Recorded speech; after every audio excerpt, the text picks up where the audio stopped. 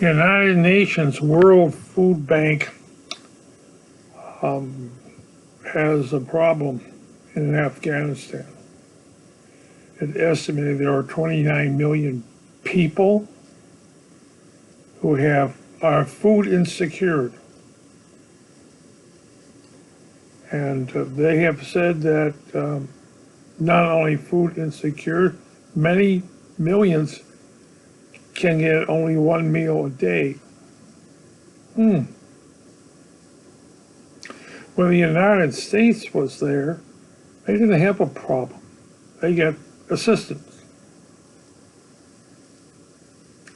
And a lot of it, millions per year, were given to them. And they simply did their thing.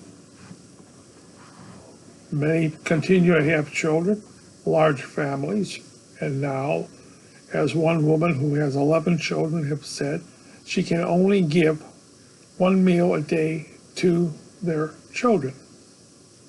And she is typical of a family in Afghanistan. Since females are not allowed to work anywhere, you won't see very many females buying or going to the stores and buying anything since they don't have any money.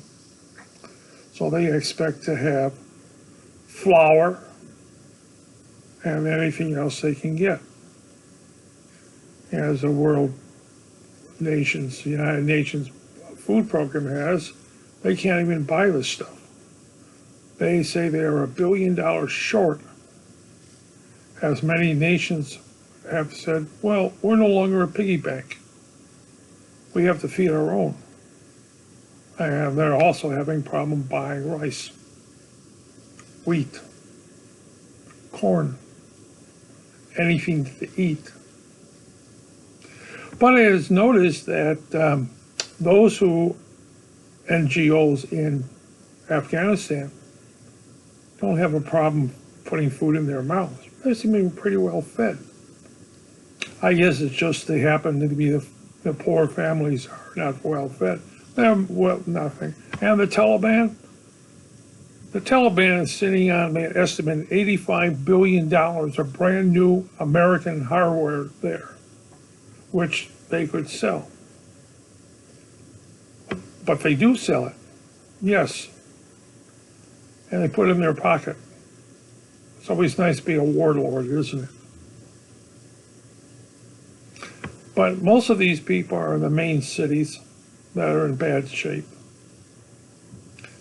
What used to happen is people from the rural areas would bring their crops into the main cities and sell it. No more, as they said, we're taking care of our own.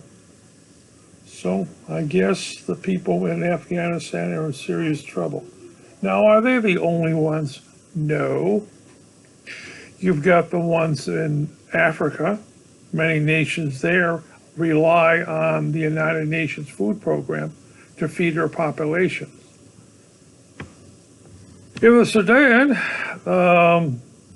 the Muslims rely upon the United Nations to feed their population. Of course, they're in Darfur, they're killing all the Christians. So that will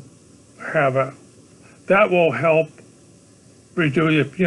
If they're being killed, you won't have to feed them.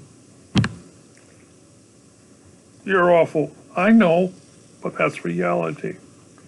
The food crop in Brazil, they got 6 inches of rain. I don't know where they got 6 inches of rain. It all depends where they got 6 inches of rain. If it's close to the coast, then the cities close to the coast get flooded. If it's way in the back where food is grown, that becomes a real problem because they've cut down the forest who used to hold the water back. Yes, that is a real problem. And in India, they used to sell rice. They don't do that anymore. They got 1.5 billion people. In China, they have to buy rice. They have to buy food. They have to buy grain. Where they buy grain from? Russia. But yes, it's interesting, isn't it? But this planet adds an estimated 80 million new mouths to feed each year. And it will quickly, by the end of this thing, be up to 9 billion. Within 10 years, up to 10 billion.